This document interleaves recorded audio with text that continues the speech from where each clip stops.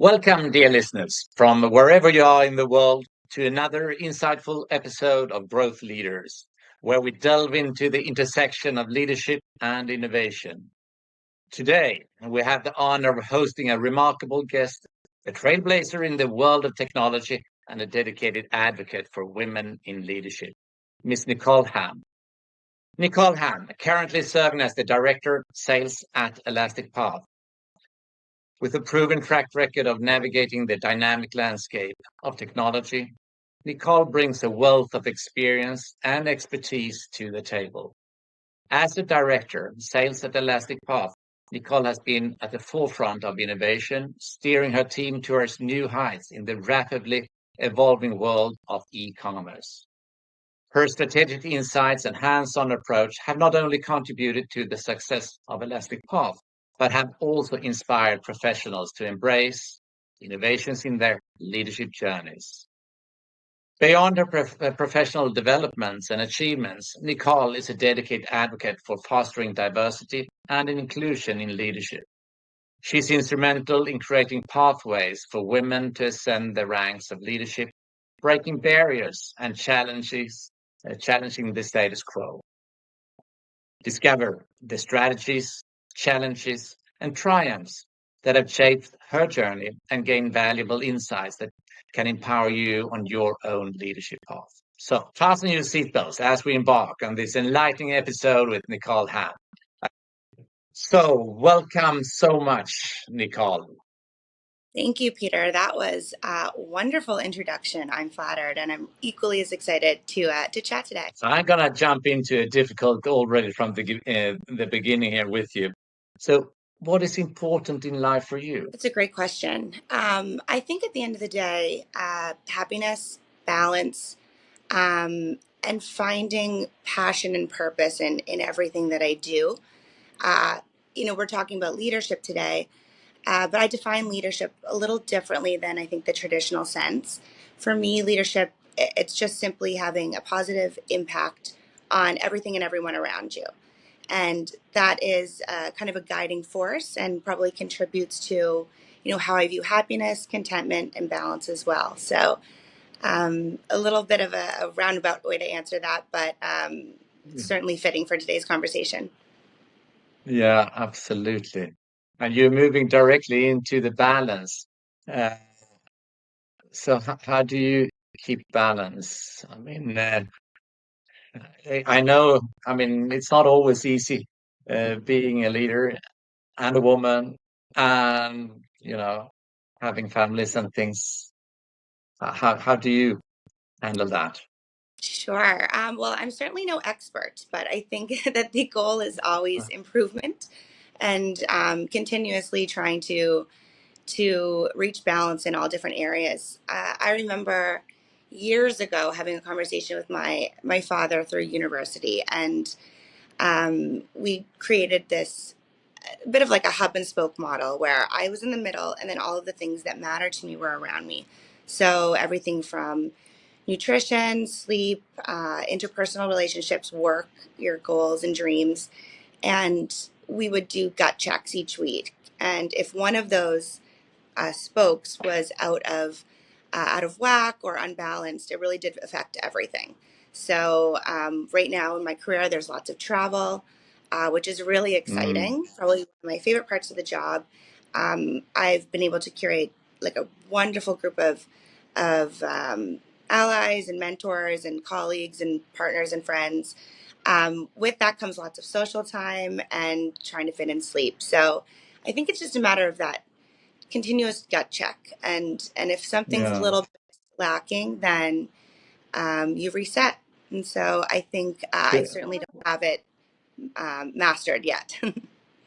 do you have any sports you do today or running in the mornings or anything like that? I do. Running is probably my most personal passion that I have. I Mm, certainly am not winning any races by any means, but mm, it's a way to ground myself and make promises for myself that I keep these runs if I'm on the road, and it's a little bit of me time. So I use it as a bit of personal therapy to get on the road. and it's a good way to set goals outside of work. So it's Yeah. running allows me to create goals and measure how I'm improving, and it's easy to parlay that into work later on in the day. Yeah. You don't get into solving the problems you're facing whilst running. I know myself, I put myself on a bicycle and then I come up with all different solutions and thinking and so on. What about you? Do you get into that too? Yeah, there's many times where I wish I was able to run and take jot notes at the same time, because it's just such a creative Yeah. form. So if you're stuck on a problem, you can get out, and it's a time where you're not being interrupted, which is pretty rare in the middle of a day as well. Yeah. Is there any pivotal moment as you can look back at where, when you enter into a leadership role? Because how many years have you been in a leadership role now? So the last three roles, I have been at this director level. So with that comes extra responsibilities and the chance to have more of an impact. I would say pivotal role, pivotal time. I'm not sure if there's so much of a pivotal time. I think I mentioned earlier that my philosophy around leadership is to have a positive impact. So maybe Mm, I'll take way back. I think I've always innately, um, strove for situations where I could have a positive impact, where there was some meaning in the things that I've done. I had two different leadership styles that I was able to witness growing up. We always talk about mentors, but mine really started at the very beginning with my parents. My dad held many VP and C level roles throughout his career, mm, and kind of having a front row seat and attending the speeches that he provided on leadership. I learned early on that there was a lot of preparation that went into that. So you just don't just jump into mm. these roles that have responsibility and that you are responsible for other people for without really preparing and taking them seriously. So I learned that there was a lot of respect that came with, with Yeah. certain levels of leadership. There's a level of responsibility that you have. And then contrastly, my mom had a very non traditional leadership style. I grew up with her brothers, my two uncles, were both special needs. So my mom grew up really pushing boundaries in order to, make sure that they had normal Mm. lives and got to experience all the things that everyone else around her did. But that took a lot of courage, and it took a lot of, facing adversity and just knowing that she had a strong core belief system and letting that guide her way. So I think less of a pivotal moment, but always wanting and striving to ensure that I had a voice and that I was using it in the right way. So today, what does your team look like? Because I mean, as always, you have a team and then someone is leaving. I heard you had one now leaving, so you have to jump in. What does your team look like, and how do you manage your daily? If you experience, tell a little bit about your daily leadership situation and how you pursue that. Sure. So you're absolutely right. Sales, there's a lot of, I wouldn't call it a revolving door, but lots of opportunity. And like myself, folks are just trying to learn what they can and then grow their own careers. So you always love when you see that happen, and then you're sorry when people Mm. also head off in a different direction. Um, I would say about 2 years ago, we had an all male sales team, and with through the course of just folks coming and going, we are now an all female sales team, right up Oh, down to that's great. yeah. It's been wonderful, and it's been a natural transition. It wasn't something that we set out to accomplish, but right from our account executive team down to our business development representatives, all female. So it's been really fun to be a part of that. And the day to day has been quite different. It's interesting to see the collaboration that exists amongst female Mm. counterparts. I think there's a bit of we're in this one together mentality. So you rally for each other, you go to bat, and it, it it becomes a little bit more of a team environment, while sales is typically an individual sport. So, of course, there's competitiveness, as there should be, but Mm. it's great just to see the way that our team communicates and tries to problem solve as a cohesive unit. So, Nicole, I usually ask this question, but somewhere in your career up till now, you must have done some missteps. I've done quite a few in my life, and as long as we learn out of it, uh, uh, that. But in order for other people to learn, where have you gone wrong? Have you done as you could just think of it? Well, it's certainly not been a perfect career, so you're right. I think there's lots of missteps. Certainly, the thing that jumps out at me immediately is moving into a role specifically for the title and money that was presented. I think day one you have that gut feeling that this might not be something I'm fully aligned with, but it's an opportunity, and I'll make it work. As soon as I personally disconnect purpose, passion, and the wanting to have a positive impact, and I look for kind of the bad pieces of leadership, which are doing something for title or money or fame. Mm, I think that alignment immediately smacked me right in the face. I think yeah, and I knew that this was not something that aligned for me. And it's tough because then you're in a position and you want to do a great job. But I think the key whenever you feel like you've lost alignment or lost balance, like we were talking about earlier, is okay, we have yeah, to course correct. I'm not going to be yeah. uh, making the impact I need to here because I'm not fully Mm. invested. So I think And, probably more mistakes than that, but that one jumps yeah, out.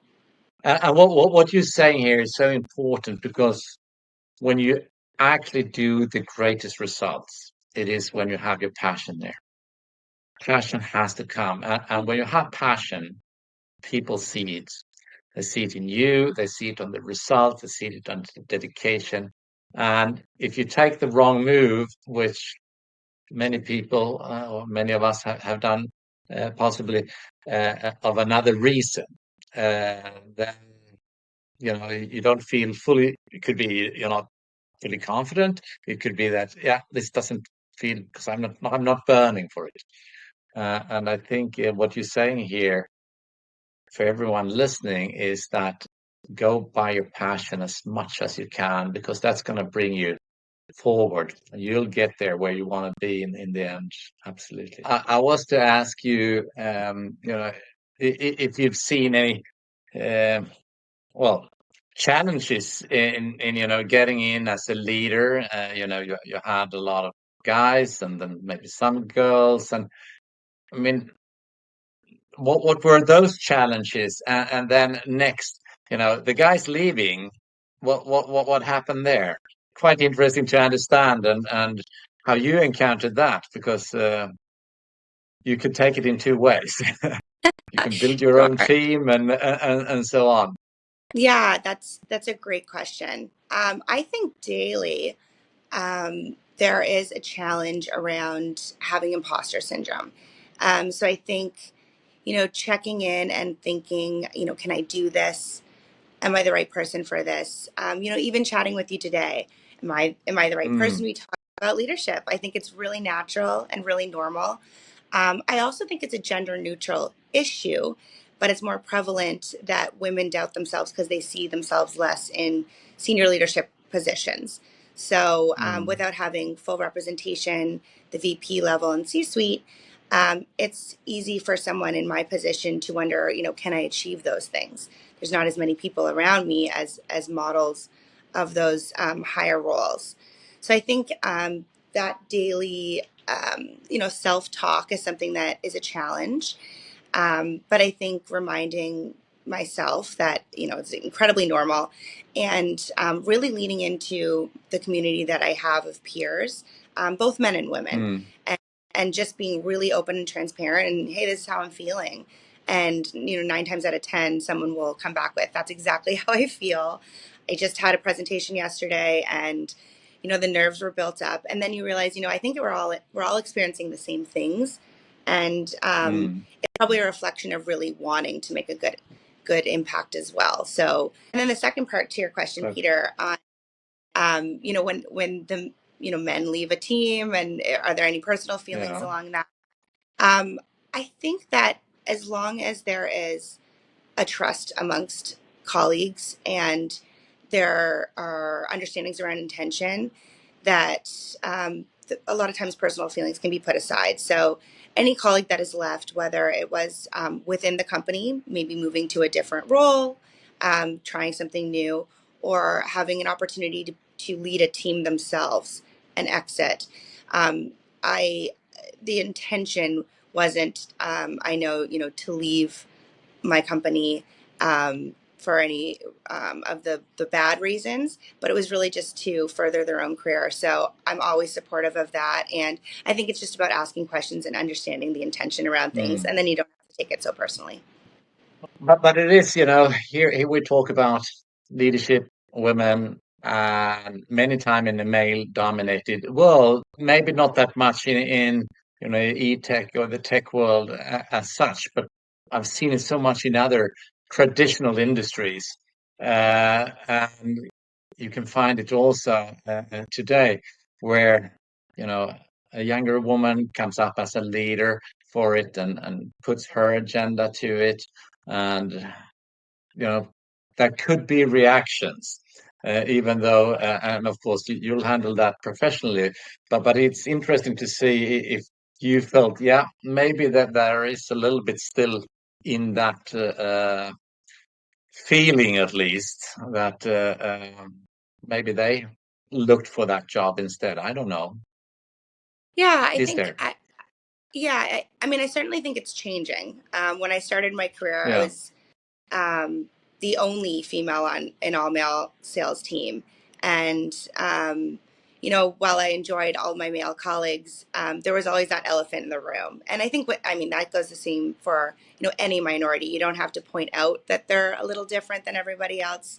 They already feel it. So I think, as women progress in their careers, and as I plan on continuing to do, you do come against that pushback sometimes, and there's that fine line around when you are assertive versus typically I'm very optimistic, jovial, I'm a big collaborator, and I like to communicate, um, but there are times where you have to have really tough conversations, and those conversations can be met sometimes with a little hesitancy, especially when having them with members of the opposite sex.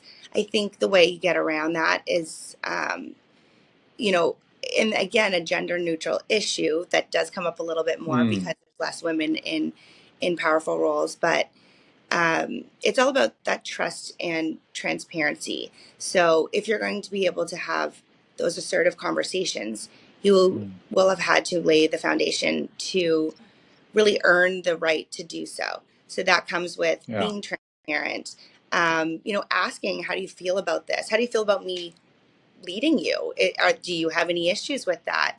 And I think when you chip away at that and you lay a base level of foundation, it might take a little bit more when you're female, but that really opens the door to be able to have hard conversations. And I think if the people that you're leading understand that the hard conversations are simply to have a positive impact on the business, on you, and on our team, I think that, again, it's all about intention and understanding, it's nothing personal. And but that is earned. You can't just usually launch into those type of Absolutely. conversations. Yeah. Now, looking back at my own career, even though I've had the role to be the leader many, many years, the best leaders I've actually have always been women, uh, starting on fairly early in my career. And I don't know if it's the caring side of it, as you say, asking the question and actually looking into how are things going for you, how do you do, and all that, which many women are better than not all men, but some at least. So I felt that was a great thing in that. So have you now, when you're into the leadership role, got your own mentors today? I mean, colleagues or outside people, or maybe from the company as such, say, yeah, we provide you with a mentor here, which you can talk to whenever you want, or how does that work? Yeah, this is actually something I'm really passionate about. Mentorship in female to female mentorship. So our company has actually set me up with a mentor. And I work with her, tons of industry experience. And honestly, it's just nice talking about our own personal experiences being women in these roles, how we shape, how we speak, Mm, and how we dream. And I think that that has been integral in how I shape my career. But I also think that there's a level of proactivity that comes with seeking out female leadership. I would love to think that every organization provides women with a chance to be aligned with a leader that resonates with them, but it's not the case. And a lot of the colleagues that I have or mm, peers that I have don't have that experience themselves. Some have never even had a female manager to date. So yeah. there's a level of proactivity around seeking out those type of mentorships, and kind of Mm, a cool origin story for me in Elastic Path. I had worked with a partner of Elastic Paths prior to moving over, mm, and I had really connected at the time with the VP of Alliances at Elastic Path, who was a woman, and someone that I confided in, that I viewed as a mentor, and you know we would chat about what she saw as dreams and goals for her team, and how she wanted to build out a team of collaborators and foster growth amongst the women in the organization. And it took me like 2 seconds to put my hand up and say, please bring me over to your team. This sounds awesome. yeah. And she was my first female manager at anything other than like an entry level position. So Mm, it was wonderful. We had both male and female colleagues on our team. But I will say, equally as important as the female mentors were some of the male allies that we had on our team as well, mm, that also amplified the women voices, that spoke up if they thought something wasn't fair on our behalf, and mm, weren't intimidated or offended at the success of yeah. their colleagues. So I have a colleague, Tim Norman. I'll give a little shout out to, but one of the better male allies that I've worked with. Just really Mm. excited to see his female colleagues grow their careers, and I think that's important too. So do you think, I mean, leadership, there are some natural pieces in it, but there is also trained, both by experience and actual training. Um, do, do, do you work with that by yourself, but also uh, your colleagues? I mean, they may need sales training, but they could also, uh, all the building rapport training and so on, which is so important in the customer relations, and also then growing into the internal organizations. So how do you work with training as a piece for your employees and yourself to grow? Yeah, I think continuous enablement is important. And my philosophy around training is that there has to be some process around it. So, Yeah. designated training. And that training, of course, is around sales enablement. So, we have some really innovative and wonderful products in the composable commerce space. But they're ever evolving because it's technology. You can't sit still with a product, it has to improve daily. So, there's continuous training that our team undergoes. I also think we have a very tight partner network that we work with at Elastic Path. So we work with partners to help implement our solutions, improve on our solutions, develop out our solutions. And, that type of enablement, yes, it's around product, but a lot of it is around interpersonal training. And, how do you Mm. work with your partners best? How can you motivate partners to generate leads for your team? So there's revenue generating Exactly. aspects to that. It's how can we create business value for the partners around us? How do we communicate that? And then how do we feel confident in presenting that? So there's all of those areas. And I think, Mm. the way that I learn best is also how I try and implement learning for the team. I always put it into four brackets. I learn through history. So, what was done Mm. before, how it worked, how do we grow from that? Are there learnings? I learn from others, sitting on a product call or sitting with a development person on our team. I learn more in those calls. I learn from being a bit of a student of life. So when I'm in a room and It's a we good have our thing. team, it is, and I think through osmosis, sometimes you can walk away from a situation and realize, wow, I would have never thought to do it that way. But being open to understanding you don't know everything is a really good Mm. thing. And then I think, fourth, I learned through preparation. So even for today, Mm. I kind of fine tuned some of my own thoughts on leadership because I tried to Mm. prepare. I listened to other podcasts. I kind of dug into this topic that I'm so passionate about, but that your day to day gets so bogged down, you don't always take the time to Mm. sit and prepare and try and learn and continue to grow. So those four buckets of learning, I try and implement with my team as well. So let's then move back to the question, about getting more women into the leadership. I know you have had both some practical experience, but also some thinking, and we don't have to be at the elastic path, but more general.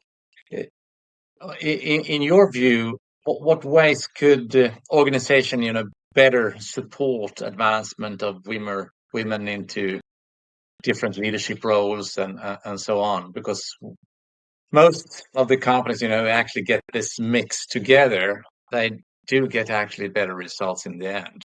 So it's not only about equality, but also getting the mix of thinking together. So how do you see companies could work with this to actually work with it progressively? Yeah, another really good question. I know you and I align on this from previous conversations, but I think there has to be an initiative to start. I think that you know for the last few years we've heard the debate on merit-based hiring versus ensuring that there's the set number of women in positions. But I don't think it's that simple. I think that creating opportunities for women to grow through trainings, through leadership seminars, through having management course training for women. That's how you create an equal opportunity for women to step into leadership roles. But it has to be an Mm. initiative. So it has to be something that the company is dedicated to embarking on. I'll give a little personal experience here. Last year, Elastic Path sent 20 emerging leaders to management training. And for 2 days, we got Yeah. together, we collaborated, and we talked through some of these topics. And, one of the topics was inclusion. So, gender inclusion, racial inclusion, cultural inclusion. How do you make sure that a company is the best represented? Because a company only benefits from having different mindsets and different life experiences and having other folks in senior leadership positions so that folks like myself and that are looking to move upwards in my career see someone and Yeah. say, okay, this is possible. So now I can lean in and get to work on what it takes to get into those roles. But it has to be an initiative. So from top down, I think incorporating management training for women, um, diversity training, and just creating opportunities for women to take the opportunity if presented to them. I think that's where Yeah. you get around the debate against merit-based hiring versus, um, just trying to fill positions with women. Yeah. Because in the end, you will always have to go for the best competencies in the end. Do you know what is the split at Elastic Path? Men, women in percentage. I don't know if you know that or not. I think it depends on team. I mean, traditionally, But our if you look at the complete company as such, is it 50-50, 40-60, or where do you think it is? and I would say it's likely 50-50 with Yeah. our senior leadership still edging out with the men. We've seen more women coming into those positions, but Mm, I don't know if anyone from my team will be listening, but I certainly would love to see more women in the mm, C-suite. yeah. And I think it's also what you're saying here is also inspiring for other women, to actually grasp the role, and also take the opportunity. I mean, women do have more things to do at a certain age, but it should not hinder. Today, men stay at home. If you look at a country as Sweden, for example, it's very much 50-50 on staying home. And of course, if I compare to the US, they stay at home a lot longer too. And that is something which the younger generation here are looking at, that having companies supporting that not only the woman is home, but then the man, and giving equal growth opportunities moving forward. But if we look a little bit into the manufacturing industries, etc., they are still at 80-20, 75-25. It's such and they're starting to see quite a few initiatives coming. And I think, as you say, if there are listeners around the world, they're sitting in a situation. I guess, is it okay for a woman in your position to tell? Shouldn't we have initiative to get better growth on this? Could anyone do that, or does it have to come from the HR director or the management team, or can it actually come from the organization? Yeah, that's it. It's so important that that change occurs and that it gets supported by organizations. But I strongly believe if you don't say anything and you're not open and asking for change, then you can't complain about change not coming. So I'm a big advocate Exactly. for, having a voice and asking for that initiative and collaborating with other team members. I think, I mentioned earlier that, it's great when you have female collaborators on a team, but have these conversations with each other, and whether that's bringing it to HR or your own leadership, I think is really important. Every in the course of an organization's day, there's a million different things to focus on. So if you don't bring it up, it's not going to be top of mind initiative. So Mm, bring it up often, and I think that it's yeah. okay to ask for that type of change. I think it's a year ago we actually moved into the path of also providing what we call women leadership training. And then what is the difference from any other? Well, the difference is really that we can put together the program, what you actually want to have, exactly put that together. But the important piece here is actually to create these discussion forums, which does not have to be in a physical, because now we have the technology, so we can connect, women from all over the world, normally groups 8 to 10 people, and actually bring up the topics, what we have, and discuss them. And what you actually do here is you build that team together. They know each other. It stays inside the walls there. They can share ups and downs, and actually motivate each other. So I think it's such a great thing to continue with, and progress forward with. I think it's great, and I would like to just end up asking you, is there anyone you would see here coming up to the Growth Leaders podcast show moving forward with which you said, yeah, that's a person which could actually fit in very well? And I'm so happy that you asked it, because I'd mentioned my a female mentor that I have, then, and the reason I moved over to Elastic Path. At the time, she was VP of Alliances. Her name's Tiffany Spizzo, and she is a very close friend and colleague, peer, and to me, the embodiment of female leadership, and someone that I'm certainly looking to emulate and collaborate with. And I think she would be a fantastic conversation for you. That's great, Nicole. You know what? I love talking to you, and it's great having you sharing. You are on your journey, still, moving forward and already reflecting about all these leadership questions we have. I think that's a great way to move it forward. I would like to thank you so much for today and enjoy whatever you are moving forward to in the future. Thank you so It much, Nicole. was great chatting with you. Thanks, Peter.